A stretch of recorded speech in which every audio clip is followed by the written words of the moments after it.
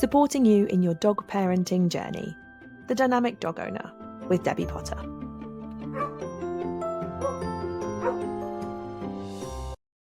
Hello and welcome to this week's episode of The Dynamic Dog Owner, the podcast designed to support you, the dog parent, in your dog parenting journey. So you'll know if you listen regularly, we don't talk too much about how to train a dog because there's loads of stuff you can find on YouTube, and we have our Pawcademy online hub where you can get how-to videos. The podcast is mainly about how to support you as a dog parent, and the more the logistics, life logistics of having a dog and how things fit in. And today we're going to be talking about work. So obviously the majority of us have to work, and then deciding to have a dog while you work can be interesting, can pose some life challenges. So that's what we're going to talk about today, isn't it? It is, yes. Obviously, I forgot to say, we're here by Tash. Hello, good morning. Here by Tash, here with Tash. If you're not looking at YouTube, you won't see that she's sat next to me. If you're listening traditionally on listening devices, then yeah, Tash is here today. Devices. Well, there's so many of them. So yeah, that's what we're going to be talking about. So, where do we begin? I mean, I suppose one of the big things to begin with is, what do you have to, if you're working, what considerations do you have to make as to whether a dog is actually right for you, how you're going to look after it and work at the same time? Yeah, I suppose some of that comes down to where you work. Do you go out of the house to work or do you work from home to work? True, since COVID, many people will now stay at home to work. Because that obviously plays a very big factor in It does, yeah. Logistics. It does, yeah. And how much you work from home. If you have to work, some people have to work from home, then have to go into the office so many days per week or what have you. Or how flexible your work hours are. Yeah, whether you work from home but are actually stuck on meetings for hours on end, and then can't actually physically give stop. Give focus to a puppy. I mean, thinking way back when, obviously I've had a dog since I was 21, which was pretty young really, I suppose. And the only reason we could have a dog, because that was before working from home days, back in the day, people didn't work from home 20 years ago. So the only reason I worked full time in an office, the only reason we could have a dog was because Sam worked shifts. Yeah. So it worked out, I think, over his 6-week shift rota, that there was about 4 or 5 days where we would both be out of the house for a long period of time. Other than that, he'd go to work at 2:00 and I'd be home at 5:30.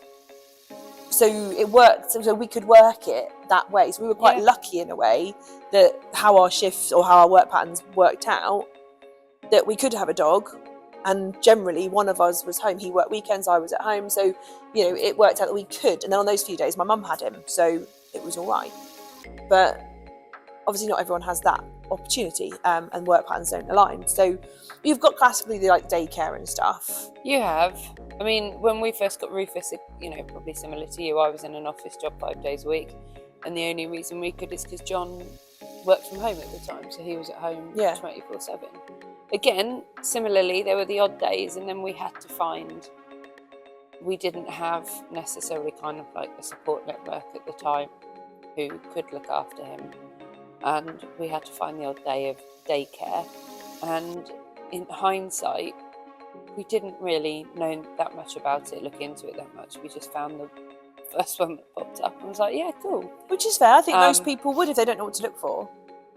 No, and in hindsight, neither are places that I would have sent him now. But, that's how you live and learn. But yeah, daycare is a big factor, and as are dog walkers, because of course, there's so much more demand around for these things now. There is. It was never a thing. 20, 30 years ago, dog walker, no one had a dog walker, or, it wasn't as common as it is now, which is, I don't know if it's a good thing or a bad thing. I think it depends. I think it depends on the person. I think it depends on your dog. It depends on the situation. It depends on so many things, but they play a big part, not only just in terms of finding, the right one for you and for your dog, but also cost factor into definitely. It as well. Definitely. So they are big things to think about. They are. I mean, and the frustration, again, it might have changed now. But I know the frustration I had at the time of the odd days we had to put him into daycare was that the hours were 9 till 5, and you couldn't drop off or pick up afterwards, and it's like, yeah, but the whole point is that I'm going to work. Yeah. But I think that's changed, that it has changed. Yeah, now they can do like 8 till 6 or what have you, can't they? Yeah, it's definitely different. But then equally, I think having it ad hoc, like you or I in that situation both needed it on an ad hoc basis, it wasn't regular, and I think that's much harder as well. If you know you need doggy daycare every Wednesday, it's easy, or Monday to Friday every week, there you go, it's done. Whereas if you need it once in a while, a lot of professional dog walkers, boarders, etc., are fully booked and have regular clients. And obviously we could go off on a real tangent here about daycare, whether it's good for dogs, whether it's not good for dogs, dog walkers, pros, cons. We're not. No. So let's not go down a rabbit hole. Because that is a whole different topic. So let's stay on track, Tash. Yes, you've obviously got those things to consider. And even if you don't work, if you're lucky enough to not need to work and you are retired or what have you, you still need someone to look after your dog every now and again. Oh, yeah. So that's kind of just because you don't work, it doesn't mean it's not as challenging in terms of finding people, because obviously you still have a life every now and again. But obviously if you are working and, looking at the other options, if daycares, dog walkers, etc., don't work for you, then you've always got the option. This is what the topic we're kind of going on to today is, how do you actually work at home with a dog? Because it's not always easy, is it? No, I think it definitely depends on what you do, the stage your dog's at, etc. Because, I only texted you yesterday going, my God, my dogs are all soundly asleep in separate rooms to one another. It was lovely. But obviously, when I think back to when Barney was a puppy, it was obviously a lot harder to work from home, or indeed, when he was in here, because you have to factor in more. Yeah, definitely. Kind of breaks and stuff. So it kind of goes in a bit of a cycle, really. Yeah. And I think a lot of people, when they first get a puppy, go, oh, well, I work from home, it'll be easy. And then actually discover that juggling, I was going to say juggling and balancing at the same time then. Balancing the two and kind of, you've got a meeting on Zoom or whatever. People don't use Zoom anymore, really, do they? Or Teams. But you've got a meeting just as the puppy needs a wee. Actually, it's not as easy to work from home with a puppy because you are naturally splitting your attention. When they get a little bit older, it gets easier. Absolutely.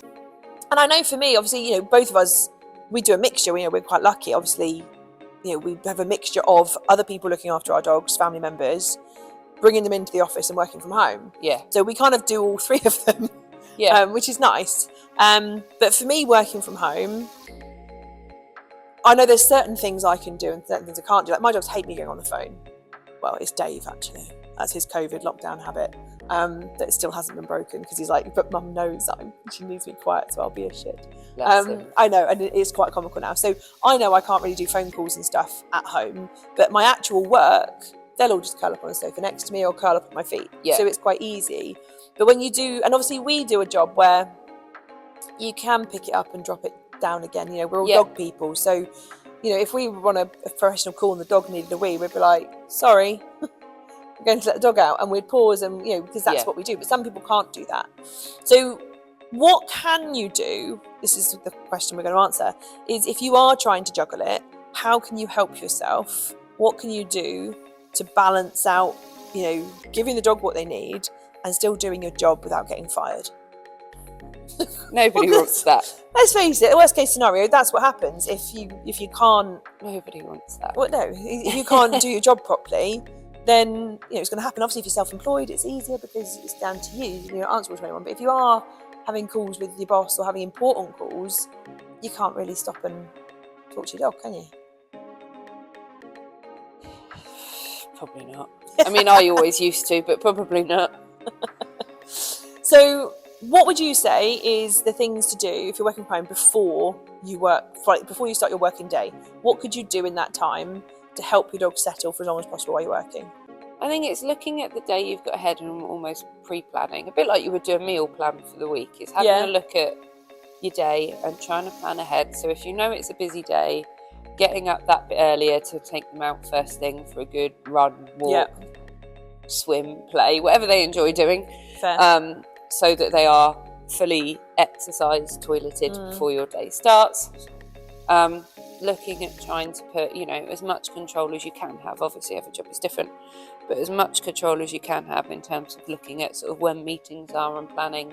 Toilet even if trips. it's, 10, 15 minutes buffer in between each meeting for let's let the dog out for a wee while the kettle's boiling. Being prepared with things like, have they got, if you're going on a really long call, have you got a nice chew you can give them for them to chill out with? But I think as well, something that we speak to a lot of puppy owners about is also teaching them from a young age how to settle and how to switch off. It's underrated, isn't it? It is underrated. And we feel like we've got to entertain them all the time. And actually, dogs are designed to sleep, depending on their age, 12 to 18 hours a day. Ish, yeah. Give or take. So that's the life. I know. So actually teaching them how to switch off is a really, really underrated skill. And you need it for everything, let's face it. 100%. Every walk of life, you need your dog to learn to chill out. 100%. And I think teaching them the art of doing nothing from a young age is really, really important. And if I use Barney as an example, he's go or not go. He is on or he is off. Do you know what I mean? Yeah. But from a young age, we've taught him settle mat when your mat's down, go and chill out on it. And as crazy as he can be sometimes, it really does transfer. We go to my mum's house for dinner and he'll lay on that for the whole time we eat dinner. So there are, it is a really useful definitely skill to teach them. It feels a bit nothingy when you're doing it sometimes. Yes, yeah. But there really are rewards to be reaped from teaching your dog to switch off and do nothing. And it is probably one of the biggest things that I would try and encourage people and equally to do. Doing it in lots of different places, because obviously some people work from home and leave their dog downstairs as if they'd gone out but go upstairs to work, which some dogs are like, okay, cool. Others like, hang on, I know you're upstairs. But teaching them to settle in the places you want them to settle is like the sort of next step almost, isn't it? It's great they can settle in a crate, but can they then settle on a blanket by your feet if you want them to sit by your feet while you're working, or wherever it might be, by your desk? Well, I think that's also like preparing your working space, having a plan of where are they going to settle when you're working. Do you want them downstairs by themselves, whichever when they're a young puppy? Do you want to be in an office? Do you want to, wherever you are they comfortable? Do you have, a lot of people who work from home have a sofa, so the dog can be curled up on the sofa while they're sat at their desk. So the dogs have got a place to be. Yeah. And whether that be, a mat on the floor, a bed, a sofa. Completely. There's somewhere for dog to be and be comfortable. Yeah. Which I think, again, is something we often forget, overlook. That, they probably won't just curl up on the floor. They probably need a something to be their safe space while you're busy. And I think it's also where, when we do think about working, we often think, well, I'll run them around the block and get them really, really tired, forgetting that high energy can take a long time to wind back down again. Yeah. Because a lot of the time, I know Rem does it still, and he's nearly 7. He goes out for a walk. He doesn't just come in and go sleep. He needs to wind down. So I think it's in the mornings and like in your gaps, like that you have at work to let the dog out for a wee and interact with him.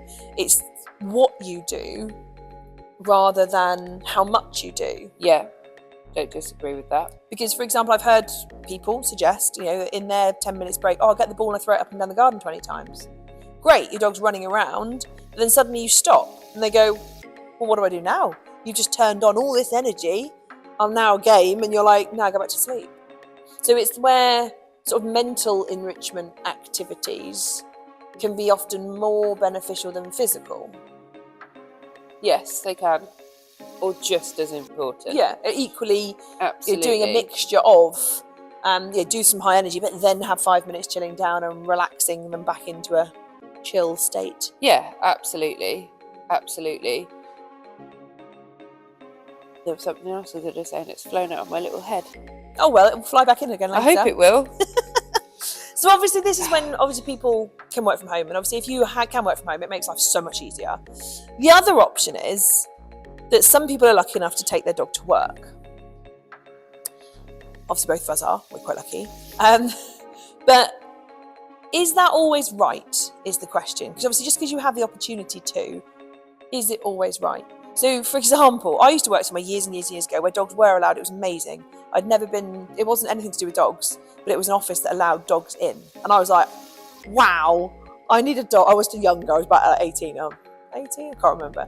I was like, I need a dog to take to work. And we had our family dog. I was like, can I find an excuse to need to bring him in? Because everyone else brings their dog, and I was really jealous. But I never took him in. But it was really cool that, people could and were allowed to bring their dogs in. What do you think about that? Taking your dog in, like a general office, obviously I know we're different, let's talk about us in a minute, but a general office environment, being able to take your dog in if it's not dog related. I mean, I personally don't necessarily have a problem with it. I think again, it's the setup of it, isn't it? It's, I know one of my friends used to work at a company that did, but I think they had set days or so many dogs were allowed in, so they were almost like pre-booked, if you like. And I like the idea of that, because obviously not every dog is going to be comfortable. So I think it's looking at your dog. So I know out of my 3, one definitely would cope with it if there were other dogs around and should be able to just switch off and ignore, unless they came up and bothered her. Fair. The other 2 would find it either more exciting or would be more on edge. So I think looking at how many does whatever working space you're in have the space, so that, if your desks are right next to each other, you and your neighbour don't bring the dogs in, unless they're like best mates, don't bring the dogs in on the same day, so that they're not like laying on top of each other, in each other's space. I get, I think there's, obviously a lot about mental health these days, isn't there, and how, positive it is, and how calming it can be. And how everybody, even the people who haven't got dogs, and I think it is nice, because I think, it does provide more flexibility for people to be able to do it. I think it's just, again, it's just that it's not just a case of bringing them in, have the company got somewhere that you can take your dog for a toilet when it needs to go for a wee. Are they flexible about you stopping in midday to let them out for a wee? If you've got a meeting, can they go in, or is it a day where, do you have to plan around that stuff? But on the whole, I do like it, because I think it, I do think it is nice. I do think it cheers people up. Yeah, I enjoyed it when I worked in an office full of dogs. One man got a puppy. I was like, I just need to go and see. I had any reason to go into his office, but I always went in just to see the puppy. Yeah, and I think it gives, we've spoken about this before. I think sometimes, natural breaks here and there are far more beneficial than going, right, you are not allowed a break until X time. Yeah.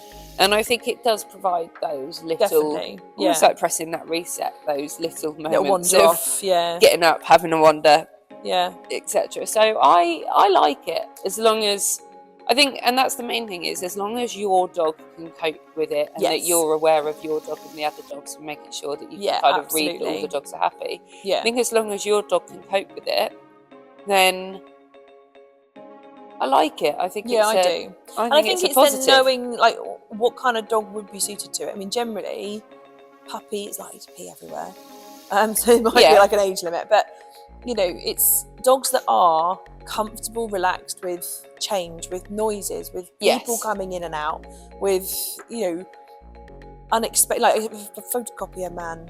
Although someone told me they're not called photocopiers, that's just the common term we use. I can't remember what he's called them.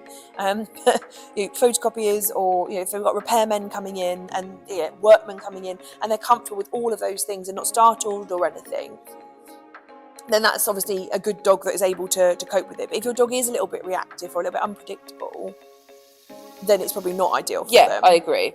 But equally, I think it's then a duty for everyone, the company, even if they've got the policy the dog can come in, to have a duty to almost to teach people who aren't dog people what happens, what's the rules, because obviously not everyone's aware of dogs and dog body language. We're quite lucky, we bring our dogs into work, everyone knows dogs. I'd love to go into dog friendly workplaces and do stuff to educate. It'd be amazing, people. wouldn't it? I've said it for years, I'd love to. Well, there you go, that's a new task for you. But also, or having a quiet room where you can disappear to with your dog for half an hour Exactly. and go and work in peace and quiet if it's too much. Yeah. And, you know, go back to your point about puppies. Obviously, we're very dog friendly here, funnily enough. But even when Barney was a puppy, you underestimate how much attention they need. Just the silly little things of, I need to pop for a wee.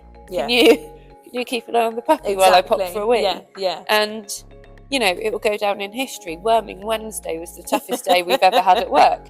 You know, bless him, he couldn't sleep at all. And you have to then flex to those days. And obviously, like we said, you know, we're lucky because it's kind of centred around what we do. And actually, it gives us lots of content to be able to film and do stuff and train at the same time. So actually, you know, it worked to our advantage. But I can't, if I was in an office job now, I can't imagine taking my tiny puppy in. Especially not on a Worming Wednesday. No, especially there would not be tolerance for Worming Wednesday. But then equally, I think for me, you know, looking at this, and I know we can talk about things like this, but obviously, yes, we work together, but effectively, I am the boss. And, you know, I think from a person perspective, I know on that day, you weren't productive at all. You might as well have been at home, love. But the difference, you know... It was like passing a child around that day. It's like, your turn. It was a nightmare. But, you know, the whole office probably wasn't very productive. But we learned a lot from it. It was an interesting day. But actually, from my point of view, I know that you're going to go, well, tomorrow I'm going to catch up with all these jobs at home. You know, when he's asleep tomorrow, I'll do extra. So I think partly it's got to obviously give and take. It is exactly, well, that's the phrase I was looking for. The employers are great for obviously allowing it, and obviously we would not here because it's dogs. But you know, a general not dog employer, great for allowing it. But I think it means to me sort of, if you are wanting to take your dog into your workplace, I think there's also got to be that level of, if my dog's disruptive, if my dog can't cope today, if I've been distracted. What's plan B? And also, am I fully aware of today I wasn't productive, I need to probably do a little bit extra work at home to catch up? Or do you know what I mean? It's that give and take relationship of you've got to realise when it then affects what you're doing on a particular day, if they're having a tricky day, which obviously I don't imagine most people would take a teeny tiny puppy to work. No. Maybe they would. I don't know. I imagine most offices would have they've got to be toilet trained policy. Because again, here, we don't mind. No. We're built for dogs peeing, so it doesn't matter. I mean, obviously, you could look at it the other way, that, you know, yes, he has his moments, but they all come and chill out in the office. Yeah, exactly. And they switch off and sleep beautifully. Because once he's got past that puppy stage, easy peasy. And once he's got past that initial 5 minutes of, wow, I'm at work, let me just run round and see if anything's changed from last week or yesterday or whatever day he was last in. You know, it's that, right, okay, because he's done it since he was 8 weeks old and been here. Yeah. He's like, okay, cool, I can do it. Yeah. So there's the pro of it as well. Of bringing them in from a young age, definitely. And I noticed that with my guys, because obviously all of yours, apart from Murph, have come when we've been here. Yeah. Murph was what, I believe, 4, 3? Can't remember. So probably about 3. 2, they would have been 2.5, because I'm thinking how old Fred was. And obviously we moved into this venue, so before that we didn't have an indoor venue, we didn't have an office, we used to just like work so we couldn't really bring so we couldn't bring our dogs to work because we were only training when we were here, but now we have an office and everything.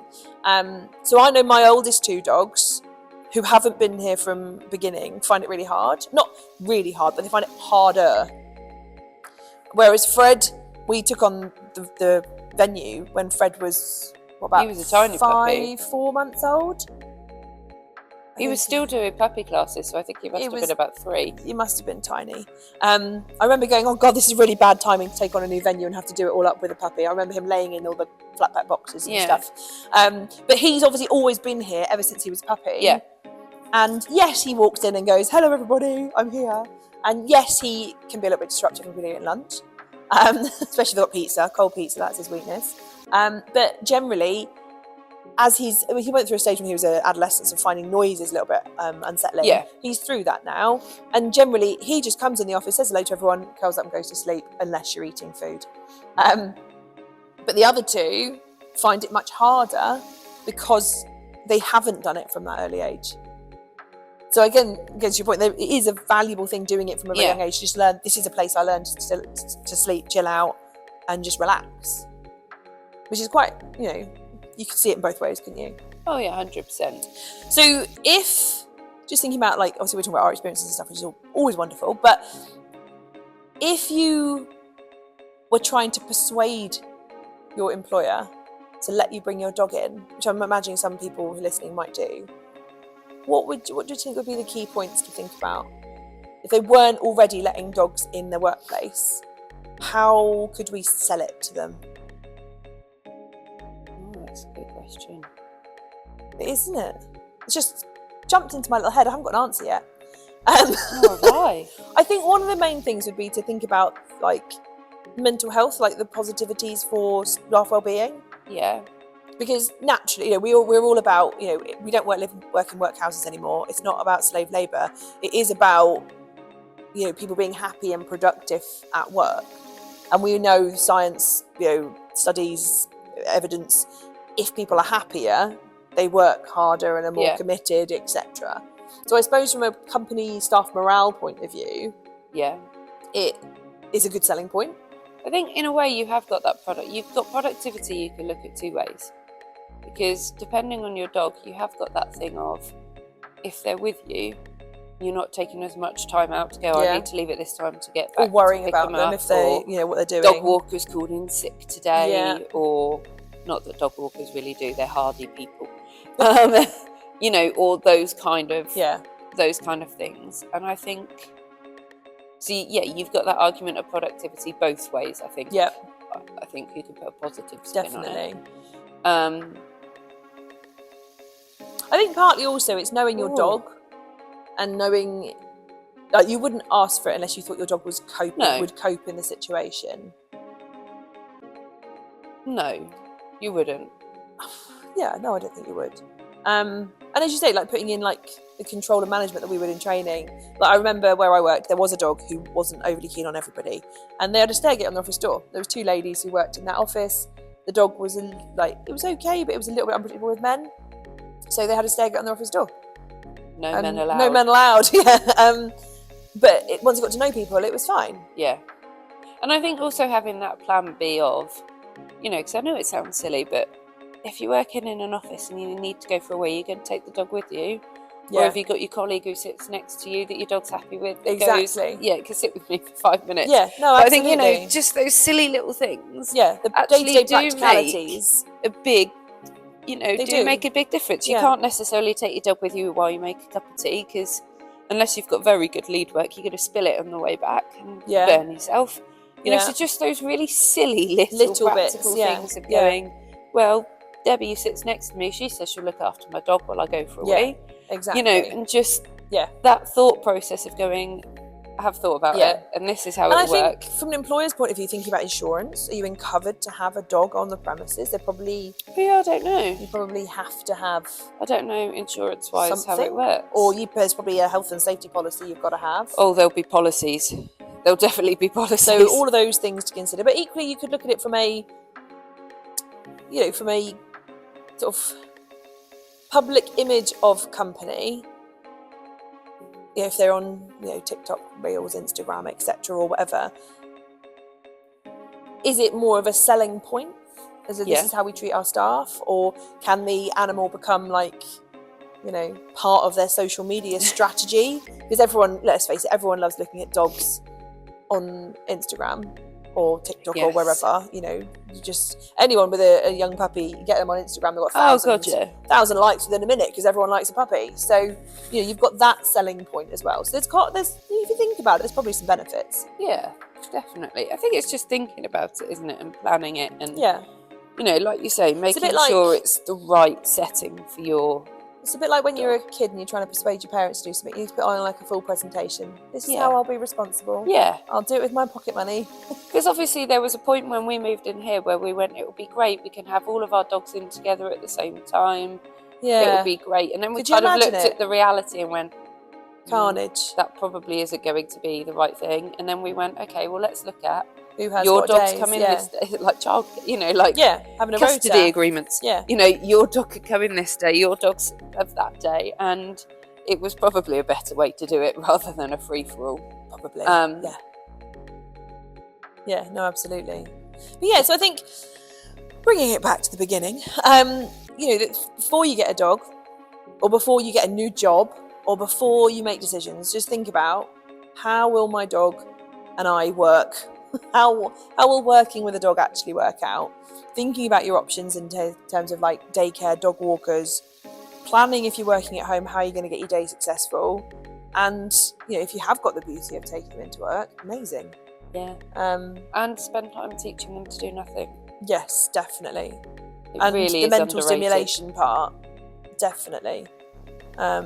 Definitely. But yeah, obviously, we have to work to be able to pay the bills, to pay the dog. To pay the dog? What are you paying him? In pig's ears. Oh yeah, there is that. To buy everything they need, we have to work. So it's kind of just making sure that there's that harmony, isn't there? Yeah, definitely. Yeah, it's definitely. worth it. And I know it takes practice, because I did used to work at home, and then I had a period of time where I didn't work at home, and now I do work at home a little bit more, or I have been this few weeks anyway, because obviously we've had builders in the house, so I had to be at home, and it's actually gone a lot smoother than I thought it would. I forgot how much I enjoy working from home. I love working from home. When my kids are asleep, it has to be early morning. As soon as they wake up, it's a disaster. Although they actually said they like me working from home too. But I was surprised, considering I had builders in the house as well. I thought, I'm not going to get anything done, because the dogs are going to bark at everybody.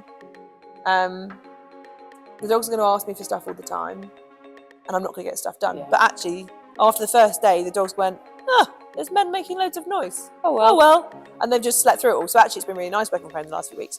But yeah, so there we go. Hopefully that's helpful. Hopefully it's sparked some thoughts, made you think about how, give you some tips. And of course, if you ever want more information, you know where we are, ask questions, etc. And if you are a workplace, or you think your workplace would like some advice about bringing dogs into the workplace, give us a shout. We can provide some help and guidance. Have a lovely week, and we will catch up with you very soon. If you love listening to the podcast, why not check out the Pawcademy for practical dog training advice and how-to videos. The hub is broken down into sections, and hundreds of pre-recorded videos are there for you to start watching whenever you choose. You can watch them back as many times as you like. You also get to talk to other community members and discuss your training, and benefit from live Q&As with myself, where you can get your questions answered.